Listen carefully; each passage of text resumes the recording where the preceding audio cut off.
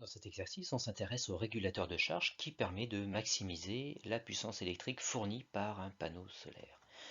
Dans la première question, on souhaite connaître les coordonnées du point de maximisation. Celui-ci se trouve à l'intersection de la ligne de maximisation de la puissance avec la courbe correspondant à l'éclairement considéré qui est ici de 600 watts par mètre carré. Voilà ce point de maximisation dont on lit les coordonnées, soit 125 volts de tension optimale et 7,5 ampères d'intensité optimale.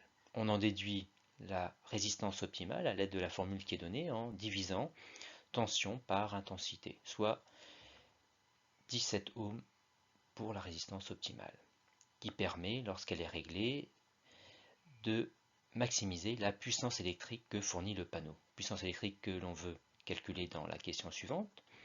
On multiplie tension et intensité. Et on trouve une puissance électrique maximale d'environ 940 watts. Dans la quatrième question, on souhaite calculer la puissance lumineuse en watts en multipliant l'éclairement qui est donné en watts par mètre carré par la surface du panneau en mètres carrés que l'on calcule en multipliant longueur par largeur, soit 10 mètres carrés. On remplace E et S par leur valeur numérique et on trouve une puissance lumineuse d'environ 6000 watts.